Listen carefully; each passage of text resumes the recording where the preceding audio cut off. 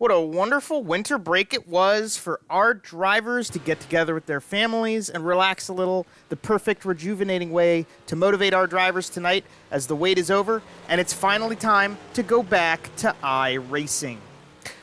BRPtv welcomes you back live with us for the BRP iRacing series and the 6th race of the season, the Battle at the Port 75, presented by Creative Turnings. Jonathan Howe and Joe Donahue here on the mics tonight with you, ready to get back after this championship season, and we're back into a new year. Jonathan, do you anticipate the winter break will shake things up and have the heavy hitters fall into the back, new names at the front? Who's leading these races?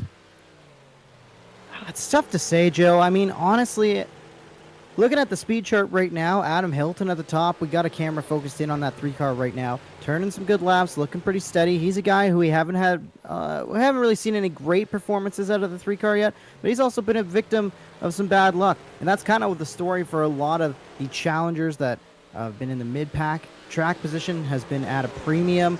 Weedsport, though, in particular, I find this facility to be a little bit tricky. It's a very unique layout of a track. It almost reminds me of like the old Phoenix in the NASCAR world, if you remember the way it kind of had the dog leg in the back.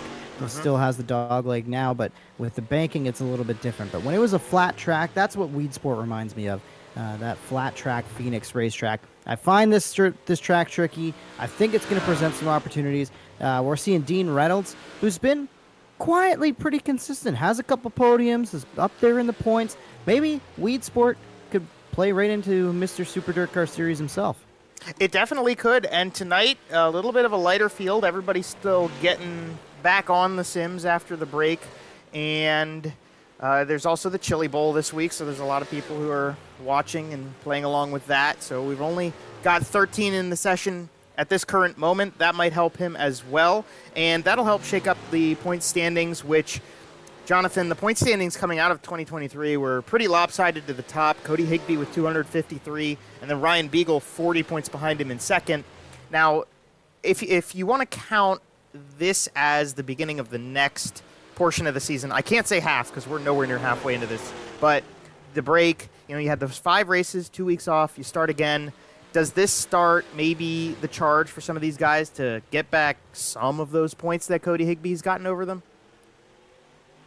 You have to think so. I mean, it's going to be tough because Higbee's just been so good. And that's the problem. When you get a driver who is as consistently not just running well, but finishing up front, earning all the bonus points, how do you beat him? How do you find that little extra something to make sure that you are ahead of the 97 when the awards and the points are being handed out? That's going to be the challenge for these guys the rest of the way.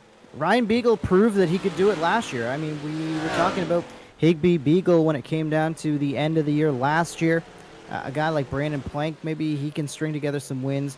He's not with us tonight, but of course, you never count out that 77 car when he is with us. So it's going to be tough to say, Joe. I just, unless Cody Higbee misses some time, or if he maybe just gets some tracks that he's not very familiar with or not good at, I don't see how anybody's going to be able to reel him in, but I want to see them try, that's for sure. Yeah, we definitely would like to see them try. This might be a racetrack that some of these guys could have a chance at, although I do believe this is Cody Higbee's home race as well. It is a home race for a lot of the drivers in our series, as Weedsport's basically representing Canada here too, because it is the closest we're going to get to Canada, or at least the part of Canada where all of our guys are from that are racing in this series.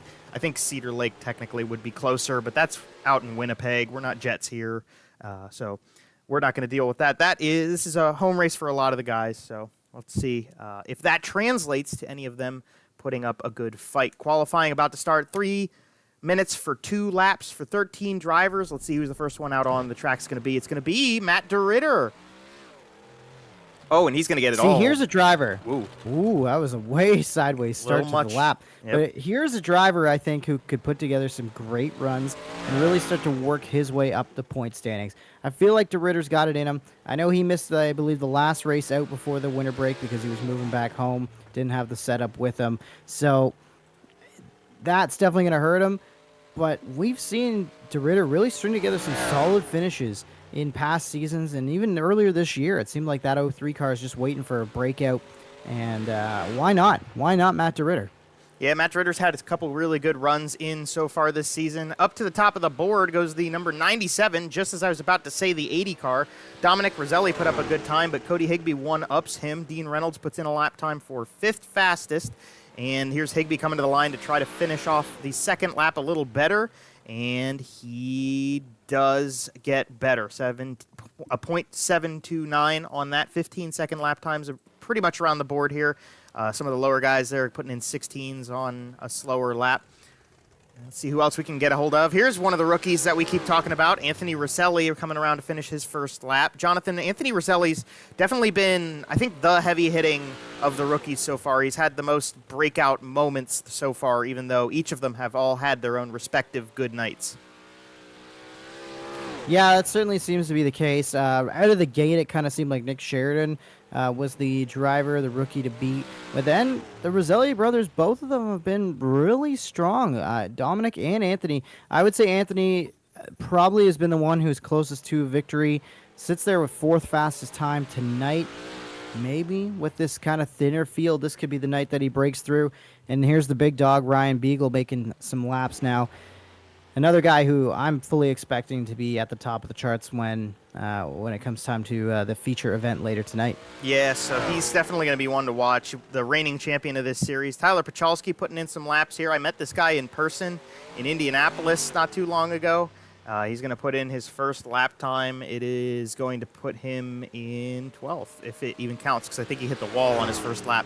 That's an important part of this qualifying setup, Jonathan, is you can't be touching any of the walls or getting too squirrely or anything. It'll invalidate your lap time if you get any sort of contact off the wall and such. And you see Pachalski's second lap actually does really well, goes to 6th, but the first one got invalidated because he was getting a little too high. You can't be too aggressive in qualifying on iRacing.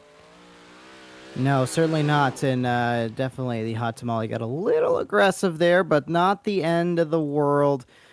Pretty strong run, all things considered, for the Tyler Pachalski 21 machine. And, Joe, we're going to have a couple of heat races here to set things up, and I think this is where we'll really see who's a strong contender and who's going to be one of the favorites.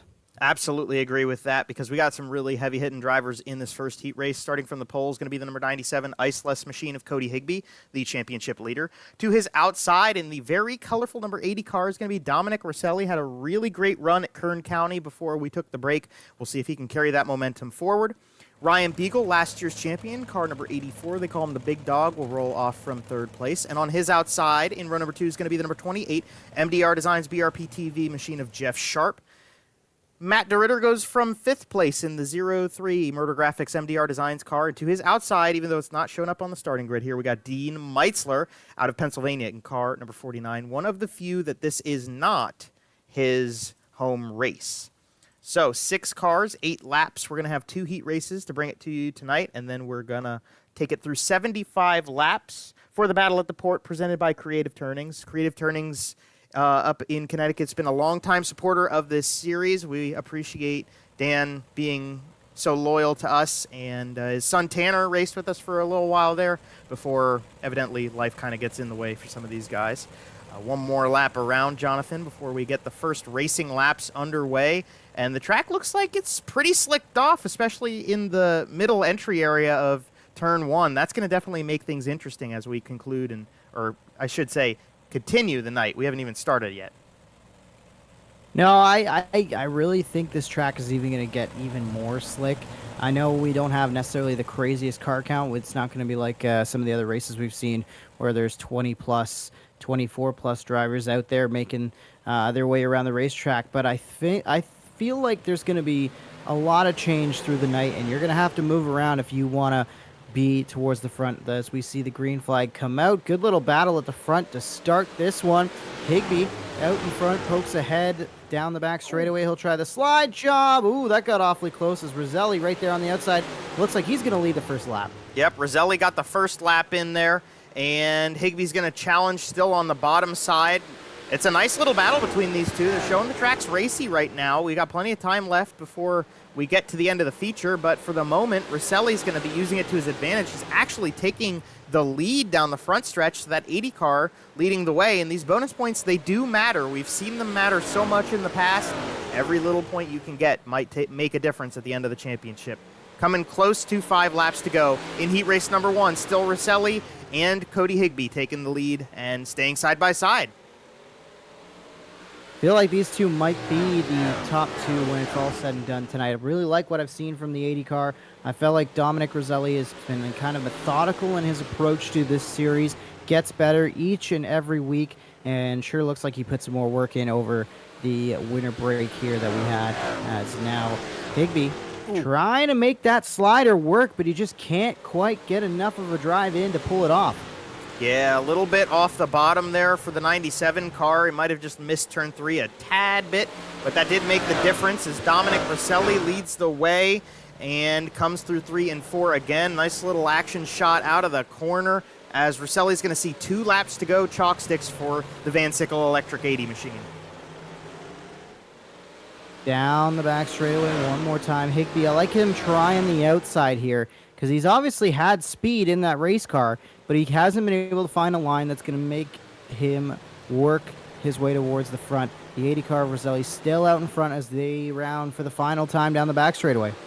Into 3. Higbee looked on the bottom. There's not enough grip down there. I think this is going to go back up. It will, but barely at the line. Dominic Rosselli is going to win heat race number 1 by just a hair over Cody Higbee. Ryan Beagle and Jeff Sharp rounds out the top 4, getting those bonus points. Phenomenal. Bonus points very important on a night like tonight, where everybody's going to be probably getting some pretty decent points from finishing inside the top 15 or so positions with the amount of cars that we have. So that's going to be where you really set yourself apart as we get it ready to look at how things are going to shake out in this next heat. Gavin Isley going to bring him to green alongside Anthony Rosselli. Tyler Pachalski starts 3rd. Dean Reynolds to his outside. Pat Reiser. And what does that leave us with in the final spot there? Is that are we just running 5 here in this one? That's going to be 6 again. So that's once again going to be pulling that last car off our starting grid. Adam Hilton in the Roar Logistics machine. Yep, that's going to be the 6th and final starter in heat race number 2. No beefer in this one, so I think we're going to be. I don't think the beefer is going to pull the 31 car out of the trailer tonight. So we'll have 6 and 6, making us 12 for 75 laps in just a moment. We got to do 8 more. Figure out this is going to be setting up the outside lane the whole way back for the starting grid. So maybe while the difference between 3rd and 4th place isn't that big in a heat race, it could mean something come the start of the race. Yeah, I certainly think so. I think restarts are going to be very important, and it's going to be all about getting what you can when you can on these restarts. Kind of surprised that we saw Adam Hilton was fast in practice, but obviously with the way qualifying went, his car just did not respond the way this track can change. We'll see if he can make adjustments to his driving style here as we get ready to go in heat number 2. But I'm keeping an eye on that 3 car. Yeah, definitely going to want to watch Adam Hilton. I think this is a home race for him. As it is for like everybody else. But Gavin Isley on pole and Anthony Rosselli who's outside. The green flag comes out. Everybody behind him. And, man, you got an uphill battle if you're going to try to get around Gavin Isley and Anthony Rosselli right now. Into turn number 3, Gavin Isley, no question. He's the leader through 4. A man who is the master of the bottom lane around this racetrack and around pretty much every track we go to, as he gets a little tag there from the 7 of Anthony Rosselli, but not enough to upset the car. He still works that bottom side, and Gavin Isley going to be one to watch. Of all the tracks that we've gone to so far, Joe, I feel like this is the one that plays into that bottom lane the best, and where, as I say that, Isley moves up a little bit. But I feel like of all the racetracks we've been to, the high groove, not as dominant as some of the other ones, even with the track changing. I feel like this could be a Gavin Isley type racetrack. Definitely. Gavin Isley is so good at catfishing racetracks, and obviously the bottom usually comes into play as we go through the night. Everybody starts to move up to the top, and then the top wears out a little bit, and there's always a little grip down low. Gavin Isley's really good at capitalizing on that, but this is a racetrack that bodes well to that pretty much the whole way through. I mean, we're seeing it already. There's slick in turn 2. Turn 1 is slicked off. The entry to 3, and then right here through 4, you can see where we've already gone dry there as well, so there's plenty of slick stuff. And Gavin Isley knows how to get around that, and he especially knows how to get around it on the inside. And I just don't think that the difference in speed and the difference in distance is enough for the top side. I think it's a little bit lopsided to the bottom being better. So we'll have to see if that carries the whole way through. But we got about a lap and a half to go in heat race number 2, and it seems like it's boating still, Jonathan.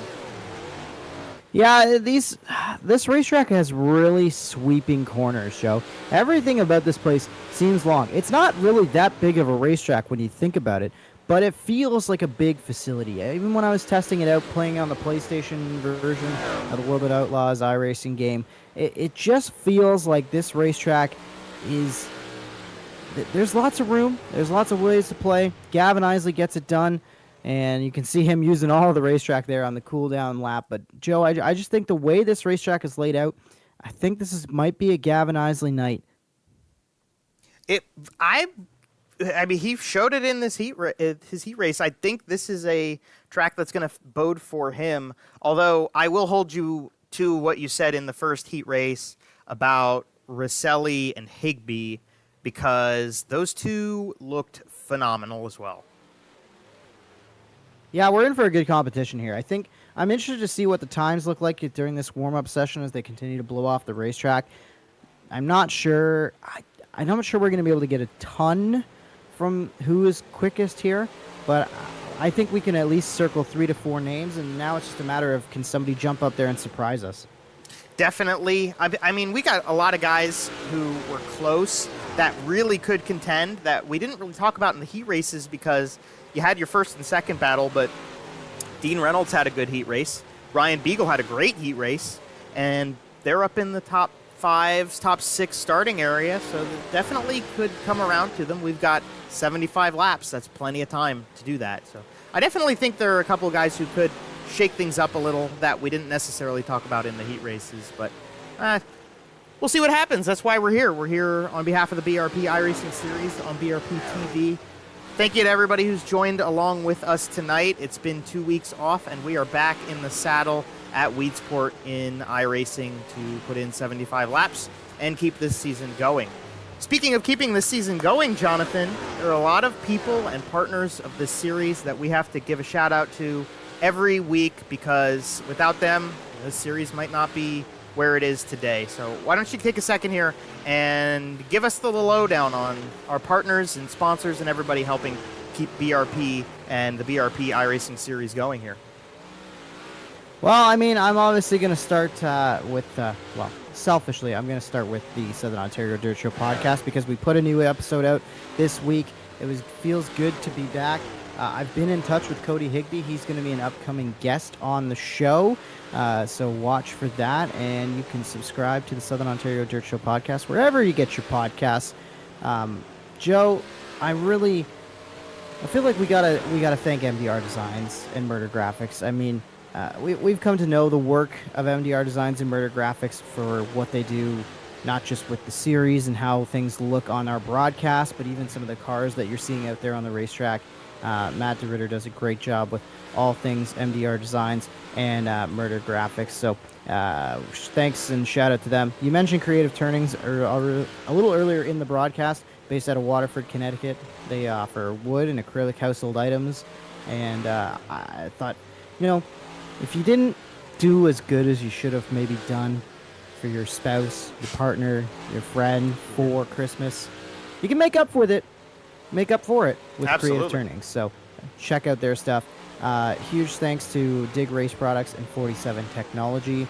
Not with us tonight, but we also obviously got to say a big thank you to the Susi family.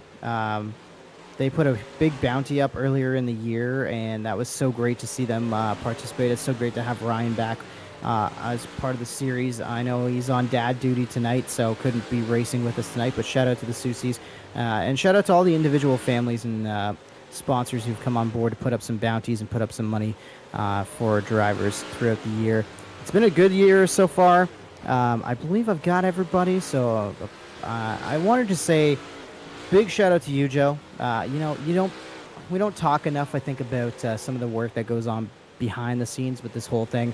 I have the easiest job in online racing. I just come on here, I watch the stream, I commentate. I don't have to worry about any of the broadcast stuff. You really do a great job handling that. Matt DeRitter, I already shouted him out. You can see the 33 of Pat Reiser rocking the Murder Graphics logo on the side of the race car. Everybody, and even Beef. We really got to say a huge shout out and thanks to Beef for putting this on and advocating for it. And I know it's been a great year already. We're gonna have a great season, a great stretch to finish things out here. Just I'm so happy. I'm so happy we're back here. I feel like before Christmas I'm dreading racing season, and then we come back and we do this, and by like the third week back from the holiday break of doing this, I'm like, okay, when do we get back to the real tracks, Yeah, I completely agree with that, and it's really nice for us because the Chili Bowl's this week, so we're going to get our fix of watching, and then you have to wait a little longer than I do. I only have to wait till the end of February to get back to Lincoln Speedway and get back to a real racetrack. Don't remind me. Yeah, sorry about that. Well, that's what you get when you move further north, but you guys get more snow than we do, and I like snow. I like it too, but we actually haven't gotten a ton of it in Southern Ontario. It's been an odd winter thus far.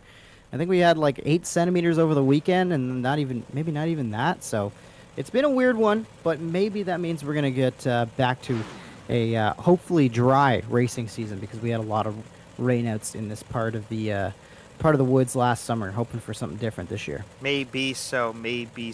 Hopefully, I remember the time that we were doing a broadcast, and I know it snowed that day, but I think there must have been like a car crash or something into a electric pole. You remember that when you cut out? Yes. Yeah. Randomly, I disappeared on you. That's right. Yeah, there was I don't know if it was a car crash or something, but something blew up a transformer around the corner from my house, and the whole block was without power for a hot minute there. It was interesting. Yep, that was an interesting one. So hopefully that doesn't happen again tonight. We got the 12 cars lined up, ready to go here at Weedsport. Starting grid looks like this. From the pole, going to be the number 80 Van Sickle electric car of Dominic Rosselli. To his outside, winning heat race number 2, going to be the 18 of Gavin Isley. Starting third in the Ice Last 97 is Cody Higbee, and fourth will be the 7 of Anthony Rosselli. Ryan Beagle goes from fifth, the big dog in the 84 car, and then the dirt car Dean Reynolds in sixth starting spot, car 79. Starting seventh inside row number 4, going to be the 28 of Jeff Sharp, and to his outside, and then 21P is going to be the Nichols Street number 21P. I just said that. Tyler Pachalski. Matt DeRitter goes from 9th place in the MDR Designs Murder Graphics 03 car. And Pat Reiser, we call him the Teach, in the 33 from 10th place. 11th is going to be the Pennsylvanian Dean Meitzler, and rounding out the field, going to be Adam Hilton in the 3A. Dominic Rosselli will lead us back to start the first of 75 laps in the Battle at the Port, presented by Creative Turnings. Thank you all for being here with us. Jonathan Howe, Joe Donahue, ready to bring it to you, and we'll put it in the hands of Dominic Rosselli, and the green flag comes to you. Let's go racing with the BRP iRacing Series. Good start from Rosselli down low there. The 80 car gets away pretty healthy with an advantage there. Now it's Isley closing right back in into turn 3 and 4, though. Out onto the front stretch, Isley having a peek to the inside, can't make it stick. It's still Dominic Rosselli leading after one lap. Rosselli, Isley, and then Rosselli, but now Higbee gets around the other one. Anthony Rosselli and Cody Higbee making a race out of third place. And speaking of a race, look out, Dean Reynolds making a run here for fifth. Dirk Cardine going the highest up on the racetrack of these front runners, looking for a little extra grip up there. I believe he has an office at this racetrack, so if there's anybody who's going to know their way around this place, it should be the 79. We'll have to wait and see if that bodes into his run tonight. Oh, Higbee squeezing down there for that fight for third.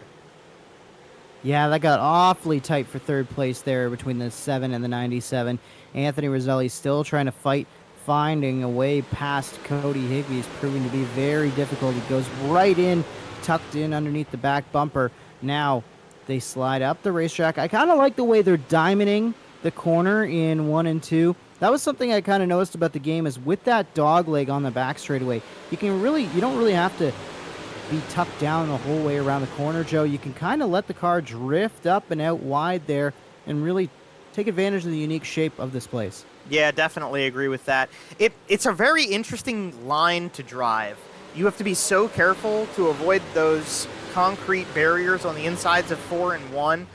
And I've had problems in personal experience driving this track in these cars with trying to hit an apex in turn 1, because then turn 2, it almost right here, at least for me, feels like there's a bit of straight. There's a bit of an area where the radius of the corner is barely any, and then you hit turn 2 again, and you have to try to get the car turning for a second time in the same set of corners, which is a little odd. Obviously, Gavin Isley doesn't have the same problem I do, though. He just got himself back into shape with Cody Higbee, as this battle has shaped up now for the second spot. Higbee trying to find a way around the Catfish. Not quite working for him 10 laps into this race. Dominic Rosselli still holds on. Yeah, you mentioned how that kind of middle of turn 2 really straightens out, and you could see that with the line that Cody Higbee's running. He actually got so straight, he put it into the wall just ever so slightly, and you can see it again as they go down into 1 and 2. Right about here, he's almost kind of straight and being able to point it for a split second, and then has to make another rotation to get down the back straightaway. I like that he's exploring. I like that he's trying the top side. I just don't think the top side is going to be where it's at. With this few of cars, I don't see the bottom getting chewed up enough for the top side to be a dominant line, but lots of guys are trying it right now, not really moving forward with it, as Dominic Rosselli still is holding on to the advantage. Gavin Isley's starting to close in, though, so we'll keep an eye on that battle. I think Isley might have something for him. I really like that line that he's taken through 1 and 2. Yeah, there's plenty of time left in this race. Isley was holding on a little bit better, admittedly, at the beginning of it than he is now, although he fell back further and he slowly started making the time up again. I feel like, I hate to say it because, but I think it's only a matter of time before Isley really starts ticking off the speed, ticking off the distance quicker and quicker. And as I said it, he almost got himself side by side there. He just carries so much speed through the middle, Joe. You can see it. That's where he's really closing in on Rosselli. Maybe on entry and on and through corner, like kind of right in the middle, right there. Mm-hmm. Once they get back to the gas, that outside line is keeping the momentum wound up, as we see things getting awfully close between the big dog, last year's champ in the Ackland Insurance 84, and then Anthony Rosselli drops a spot there as Beagle is up to 4th now. Mm-hmm. And Anthony Rosselli going to fight back to the inside. But you can see that outside line is giving Dominic Rosselli just enough drive to maintain his advantage, but that advantage just continues to shrink as the short way around the racetrack is proving to be the fast way, at least temporarily, for Gavin Isley. Yep, Isley still looking to be closing in more and more. We're going to try to keep track of the gap between the two cars. Down the front stretch is about 2.26, and down the back stretch, roughly 0.24. Let's see again. This time the gap's about 0.21. So yes, Isley is gaining on Rosselli, and he just gives a tap to the wall, and that might give Isley an opportunity. I don't think he's going to be super aggressive here, Jonathan, but he might get it anyway.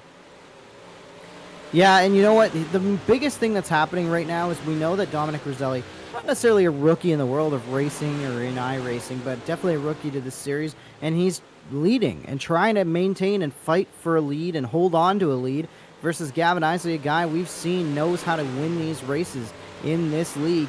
He's putting the pressure on him, and it's more so about Rosselli making mistakes than it is Isley really driving with any kind of speed. As there it is. There's the big mistake. Rosselli bounces it off the wall. Bit of an unforced error there down the back straightaway, and Gavin Isley in the 18 cars through and to the point.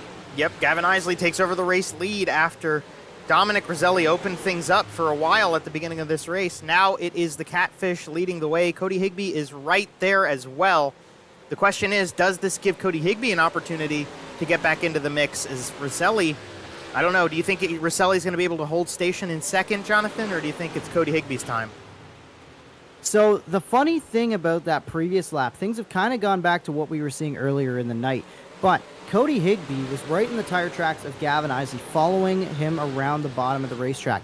Then when Isley got past that 80 machine, the 80 of Dominic Rosselli drops to the bottom, and Cody Higbee went to the high side. Now they've switched back. Rosselli's gone back to the line he's been running most of this race, while the 97 has gone back to the low side.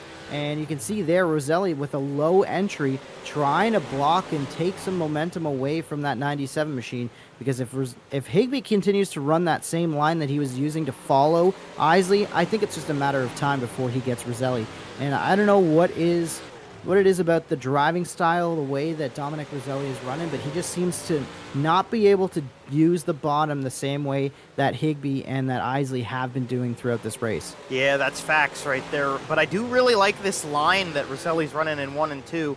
Very aggressive in 1, sliding up. Oh, and there is the first yellow flag of the evening. And I think it's going to come as yeah, it is. It's going to be by the hand of our own Matt DeRitter in car number 03. Unfortunate. We had a really good run of green flag racing. We got a third of the way into this race before anything happened, Jonathan. But we'll have to wait and see. Let's check the replay out, see what happens. Yeah, I'm interested to see. I haven't seen the speed that we thought we would see out of that 03 today. Another car looks like that we haven't seen the speed from. Oh, it's a bit of a 3 calamity. As looks like Pat Reiser and Adam Hilton almost get together. That forces Hilton to slow down, and then there's just nowhere to go for Matt DeRitter. He's not anticipating those two coming together in front of him, and he makes a little contact with the 3 car and then gets himself turned around. But tough break for a trio of 3 related cars. The 33, 3, and 03 get together towards the back of the field. Yep, and let's one more time just check it with the onboard. We're a little bit further behind where I wanted to be here on this replay, so we'll see how long we've got. I know the guys are going to try to get themselves going back to green here in just a second. We'll try to at least catch the beginnings of what caused the first yellow of the night, and we'll ride on board with DeRitter. It's going to be at 1/3 speed, so this all happens quicker in the car for Matt, but I think we're just going to see that age-old tale, 2 cars getting into each other, slowed up. One's faster than the other, and there's just not time to respond when you're on the slick stuff. Yeah, it's deceiving from that camera angle and with that speed, Joe. You're thinking, oh, maybe he could have shot to the inside, avoided that. Maybe he could have got to the outside. But when you're traveling as fast as these race cars can travel at times, things happen quickly out there, and there just wasn't enough time for the 03 to react and get DeRitter to keep that one clean. But either way, we were getting ready to go back to green. And Gavin Isley from the inside row, as you can see, the car's kind of bouncing there.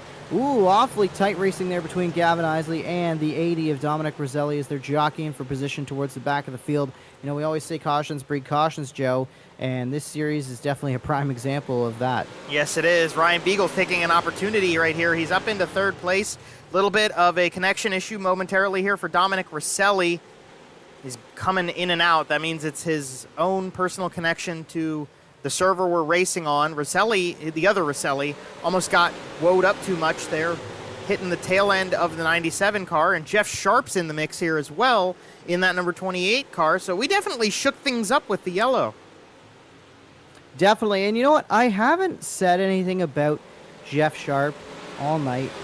Sometimes I'm tempted to say something, and then I'm like, you know what? That's a guy who probably doesn't need the announcer jinx, but I have to acknowledge that 28 car. Jeff Sharp, one of the guys who I thought maybe could be pulling a rabbit out of the hat, taking advantage of a lower car count, taking advantage of a field with a lot of rookies up towards the front. Maybe he could end up with a great finish, and he's doing a great job right now, hanging out just outside the top 5 there, as we can see Tyler Pacholski, another driver, putting some pressure on. Pacholski showing that he's got some life and some skills on display today, so that's great to see from the hot tamale right now. But Gavin Isley out front, Joe, that 18 car, I called it earlier in the night, man. He looks strong. He does look strong. Let's see how strong he looks out the front of car number 80. Let's go on board with Dominic Roselli here in 2nd place, as we're going to see the difference in the line. You can just tell that Isley is getting that car a half lane down further to the inside of the track than Dominic is, and Isley's just building a gap right now. We're halfway into this race at this point here as we pass the stripe, so it's a count down rather than a count up for the 18 machine, and the count is going up on the gap between him and Dominic Roselli right now, Jonathan. Higbee is not done pestering for 2nd place yet, though. Joe, I don't know, maybe from that camera angle if you could tell, but to me, what I'm seeing is it almost looks like the 80's overdriving it a little bit.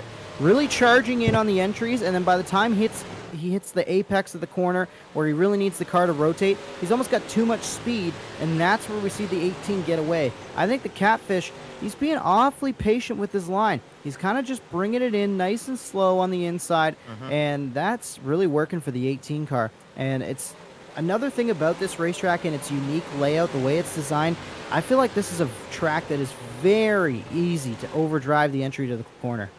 Yes, that is probably the Achilles heel of any driver at Weedsport. It's very difficult to hit that spot, especially when the track slicks off. I mean, you have so little grip to work with. You really got to dig the left sides in if you want to find any of that grip down low. We keep calling him the catfish. Gavin Isley is proving that he is good at it.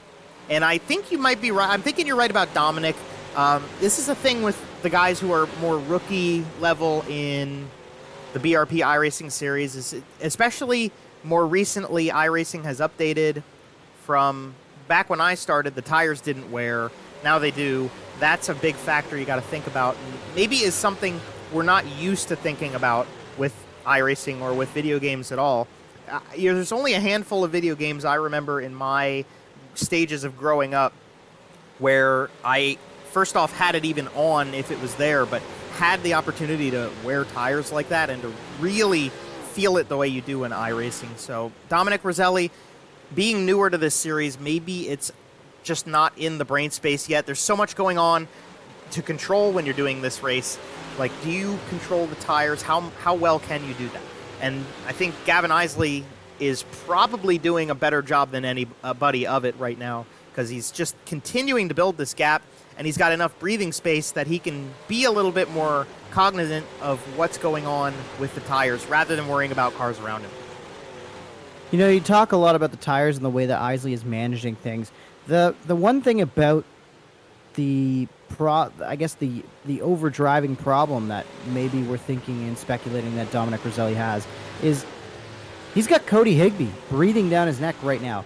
And anytime you have a Higbee as the guy who's chasing you down, you're going to be tempted to overdrive the car. You're going to be tempted to try and get all that you possibly can, because you know that if you don't, he's going to find a way past you, and he's got the big dog breathing down his neck. So, you know, if you're in this battle from second on back, there is no saving anything. There is no pacing yourself trying to make the tires last. Like, that just isn't going to be something that you are able to do when you've got the field pushing you the way you are. That's what's so impressive about the run we're seeing from Gavin Isley, is that not only is he quick and driving away from the field, but it doesn't look like he's really making the car work that hard to do the job of getting around the racetrack. Yeah, absolutely. And one of the strategies that has come to a head in iRacing with that update with tire wear is sort of what Cody Higbee's doing right now.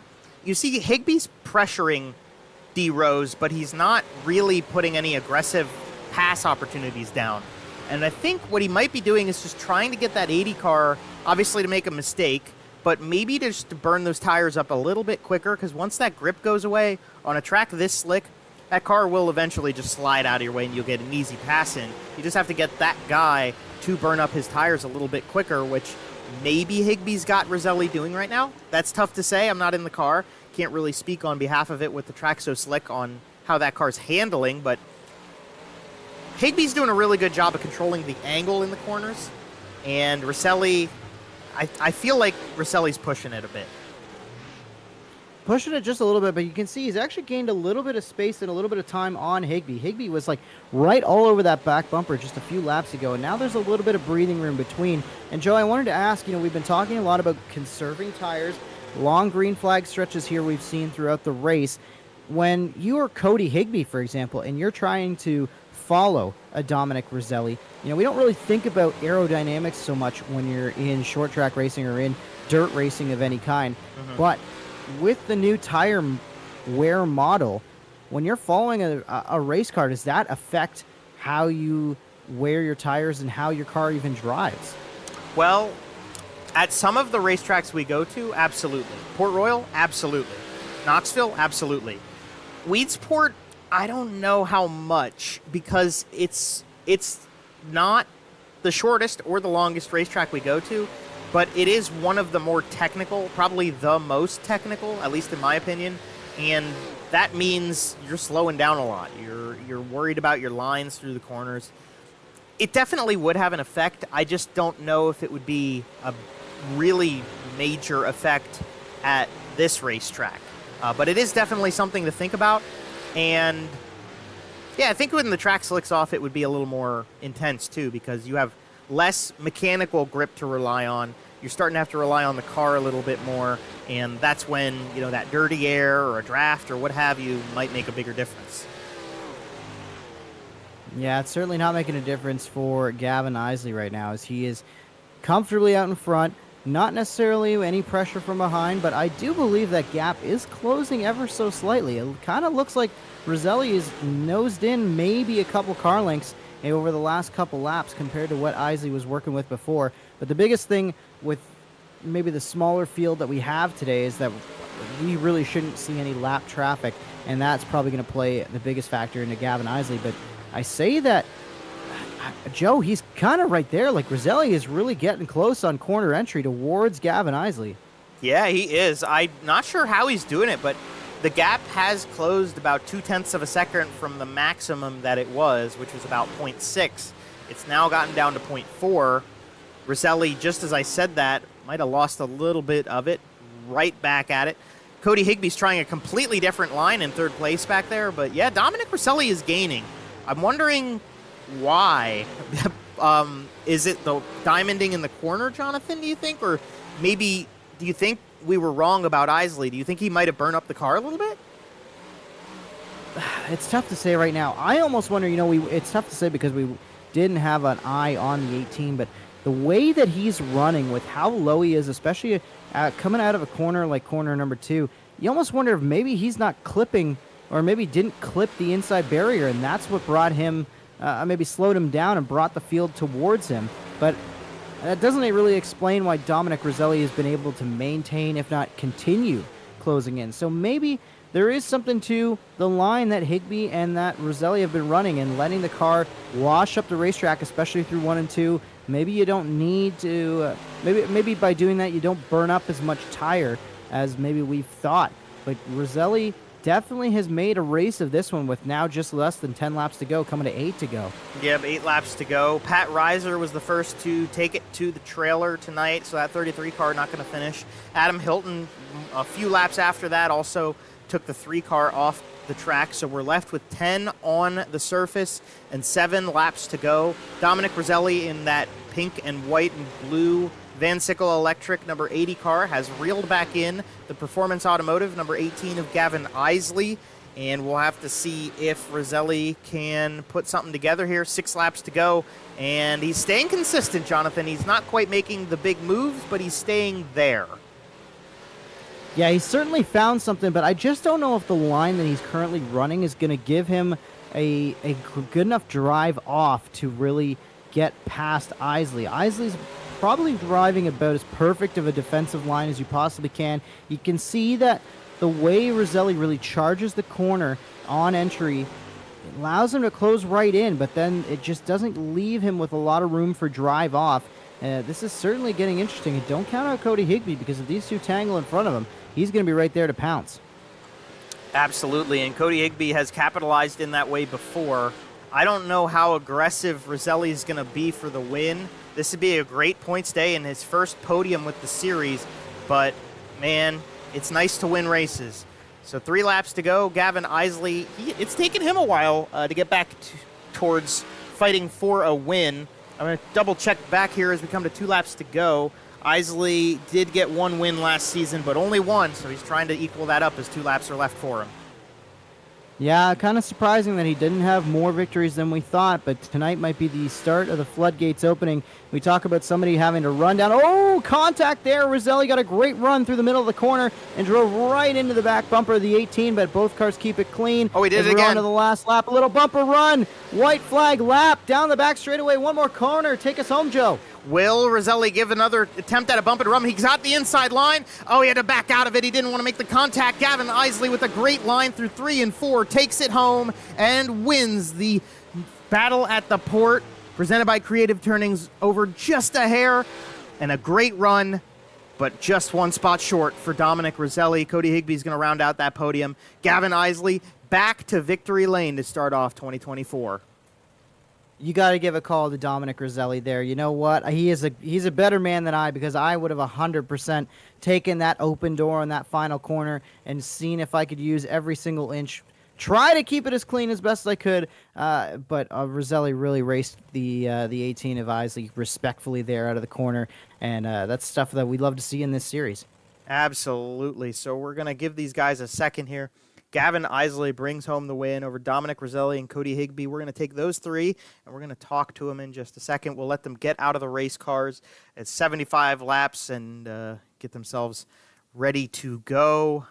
We'll bring them down into our BRP TV booth in just a second. And I'm going to shake things up, Jonathan. I'm going to let you take the race winner here. I'm going to give you Gavin Isley from Victory Lane. Gavin Isley, it's Jonathan Howe up in the booth. You got a copy, buddy? I do. Congratulations, first win of the year and a strong performance at that. Talk to us about your night. And of all the race cars out there tonight, you seem to have the low line figured out. We always call you the catfish. We know you're good at running the bottom of the racetrack. But what was it about that line tonight that made you so fast around Weedsport? I think I just thought ahead, I guess. I knew this place always kind of comes around the bottom towards the end, so I just stayed there and waited for my time to shine. And then at the end, I think Dominic was a lot faster. I don't know where I need to be in 1 and 2, but I think we're pretty well even in 3 and 4. Yeah, it certainly seemed like Roselli may have found something there towards the end of the race, and both he and Higbee were running you down. What did you feel from the driver's seat? Did it feel like the car was going away on you at all or anything like that? I felt pretty well the same. I just didn't know where the line I needed to be in 1 and 2. Other than 3 and 4 would be all right. Certainly, and I wanted to ask too, you left a little bit of an opening there. Were you worried that the 80 might make some more contact in that final corner, or did you trust the guy to race respectfully there? It ended up being a great finish between the two of you. Yeah, we both went into 1, and I don't know if he hit me or I just got a little bit tight, but it just left the bottom open as I figured I'd descend into 3 to try to get ahead of him coming out of 4. Well, it was a great race. Great job. Who do you got to thank for the performance here tonight?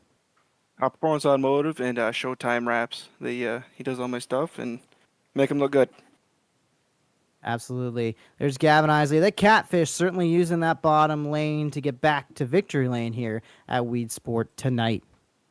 Very good stuff from the catfish. We call him. I coined that one too, right? Maybe. Yeah, I'm taking credit for that. I coined that. We're going to bring in for his first time with a podium in this series, his first time with a post-race interview. I get the pleasure of talking to Mr. Dominic Roselli. You got a copy, brother? Yeah, buddy, I'm here. All right. Well, Dominic, hell of a car. You led the first 20 laps of this race, and at the end it looked like you had that speed back, but just couldn't figure out a way around. Yeah, it was starting to get a little treacherous there about the lap 20 mark when Gavin really started to roll the bottom pretty good, and the top kind of went away, which was kind of my saving grace there. And I wasn't really as good as Cody and Gavin was on the bottom, but once that middle groove kind of came, I started to kind of take Cody with me, and we started to catch Gavin there, and yeah, just needed a little bit more. He was starting to back up his entry going into 1, and it was just really ruining the momentum that I had through 1 and 2, and that was about it. And talk to me about that ebb and flow of the race. What do you feel like was the big difference when the track started getting a little bit treacherous on why you feel you did lose that little edge you had? Just I had a real good line I found in the warm-up session, just like slider lining myself in 1 and 2, and just from the top to the bottom, just rolling across the racetrack. Not all the way, but like halfway down the straightaway. And it just kind of seemed to carry like the flow around that place very well. And then once that kind of went away, I really didn't run too many laps on the bottom before the night started here. So I wasn't nearly as good as Cody and Gavin were, and you could tell they put in a lot more time to be that good down there on the bottom of the racetrack, which is why I think when the bottom kind of went away, that little bit in the middle started to come to me. I think that's why I started to get a little bit better than they were. Mm-hmm. And tell me, Dominic, we've been seeing you get consistently, and I think by far of the rookie drivers in this campaign, consistently just better and better and better and better with this car and this series and these results. What is the difference in this week to weeks, these significant increases in performance? You're going from races where you were outside the top 10 to into the top 10 to into the top 5, and now, the last race we did and this one, you're competing for top 3s and wins. What is the difference being week to week? I think it's just getting more comfortable. I really don't race. I don't iRace a lot. It's really hard during the summers with racing outside and everything like that. And then usually during the winters, I'm usually indoor go-kart racing, so that usually takes up a lot of my time, and I don't get to do it as much as I want. And this winter we're not doing any indoor racing, so I've been able to do more iRacing, and it's definitely a finesse. You got to be so smooth on the wheel, especially with how slick the series races get. It's a whole lot of finesse, and I've just been able to get a little bit better. And like, I know Cody does a lot of racing, my brother does a lot of racing. Like, guys like that who do a lot of racing are going to have an edge on everybody like me who just do it every once in a while. Well, hey, that practice and the consistency is starting to put you in the spot that your brother and those other guys are. You're starting to be one of the big factors in these races we've got. And this run, I think, is a good moment for you. I think it's going to carry that momentum forward. Who do you have to shout out and thank for this second place run that was very well deserved tonight? Oh, definitely. I just first and foremost got to thank Corby for putting this thing on. This is a fun series, with all the guys that are in here. They make it a lot of fun.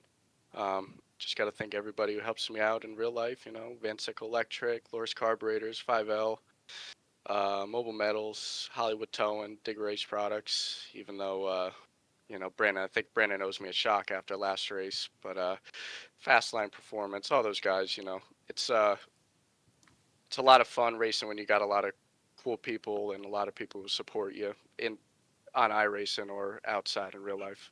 Absolutely. Well, Dominic, congratulations again. Second place looks real good on you. Maybe next time we'll see if you can go one step further. But for this week, you got something to celebrate. Yeah, for sure. Thanks, guys. Thanks, guys, for everything you guys do. You guys do an awesome broadcast. Oh, it's a pleasure. Thank you, Dominic. See you, man. And that is second place, Dominic Rosselli, a first time up in the booth with us, Jonathan. Very special. And somebody who's definitely not having his first post-race interview with us, but I'm going to give you the driver of the Iceless 97, my man. Let's bring him in here. Cody Higbee, it's Jonathan Howe up in the booth. You got a copy, my friend? Yeah, I got you. Great job tonight. Another podium, another strong performance in the BRPtv iRacing series. Talk to us about the drive tonight, and what else did you need there to maybe mix it up with those top two? Yeah, that was a great race with Gavin and Dami there. And, I felt like I spent that whole race searching for a line that would set me apart from them, but I just never seemed to found it there. So it was really good. It took a lot of finesse there. Running the slick at Weedsport's really tough. So it was just really narrow, kind of hard to get by someone. I felt like I could run with them, but I just wasn't able to pass them and capitalize. Yeah, it seemed to be a tricky racetrack in terms of finding a line.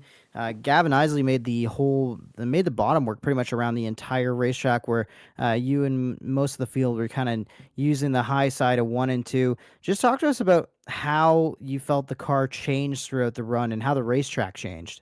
Yeah, Gavin was really good rolling the bottom like he was, and I tried to mimic him, and I was all right, but I was really comfortable when the top was good the first 30 or so laps. So I was pretty tight on the cushion, but then when I moved down, I was kind of just sliding and couldn't really steer sometimes through the slick. So and that bump out of 4 was really messing up my car. So it was hard to make speed around there, but I'll take a podium any day. Absolutely. It was a great run. Probably feeling good to be back on the podium. Who do you got to thank for yet another great drive in this series? Yeah, I want to thank you guys, as always, for putting this on. This is an awesome thing to do on Monday nights. It's really fun, and I feel like it keeps me sharp over the off season here. Yeah, it's great to have you. Great job once again. There he is, coming off another great podium performance. Cody Higbee.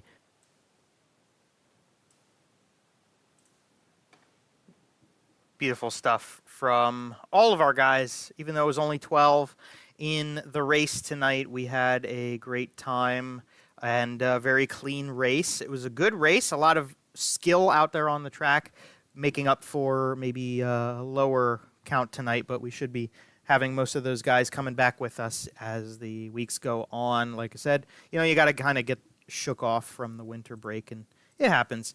But from the top, it is Gavin Isley taking the win in car number 18 over Dominic Roselli and Cody Higbee. Nice podium there. Ryan Beagle, the big dog, goes fourth at the end of it, and Anthony Roselli rounds out your top 5. Tyler Pachalski's best finish of the season goes 6th place, and Jeff Sharp in 7th. I think that's his best finish of the season as well. Dean Reynolds in 8th. Matt DeRitter, a challenging evening for him in 9th place. And Dean Reynolds rounds out your top 10. Then we've got Adam Hilton and Pat Reiser, the 2 cars that did not finish this race this evening. Jonathan, final thoughts on Weedsport and the Battle at the Port presented by Creative Turnings. Not a ton of cars out on track, but plenty of action for it. No, you know what? I was really impressed with the racing that we saw there. The performance at the top of this field was really, really fun. To have a 75-lap race with, one caution, I think, the whole way, and then to have it settled on the last lap was something that was really unexpected tonight. I think we probably, I have to take credit. I'm going to give myself a pat on the back. I did call Gavin Isley. I thought this might be the kind of racetrack that plays right into his performance. I'm feeling pretty good about myself after that prediction. But something I did not see coming was the fact that a rookie in Dominic Roselli was going to put up a great fight and nearly steal this one away at the end. Yeah, that was cool. It's always cool to see new names kind of shaking things up. Kind of bodes into what I said at the beginning of the race, the beginning of the broadcast. Are we going to see some of these new names shaking things up? Roselli shook things up at Kern County, but, we could definitely see him carry this forward the rest of the way. So the rest of the way will start next week at Lucas Oil Speedway. We're excited to get down there. We had a phenomenal race with I believe it was a photo finish. It was a great finish at the end last year at that racetrack. And we're looking forward to heading back into Wheatland, Missouri next time. So until then, be sure to stick with us on BRPtv. Subscribe, hit the bell icon so you know when we go live next week. It's been a pleasure to bring you tonight's race from Weedsport Speedway. On behalf of Jonathan Howe, the very handsome beside me in the booth, Corby Daniels and Matt DeRitter putting on the show, all of our partners and sponsors, and everybody watching along with us, thank you for being here. Thank you for having your time and using it with us, and be sure to come back next time. Stay safe until then, and this is Joe Donahue signing off from BRPtv, everybody. Take it easy.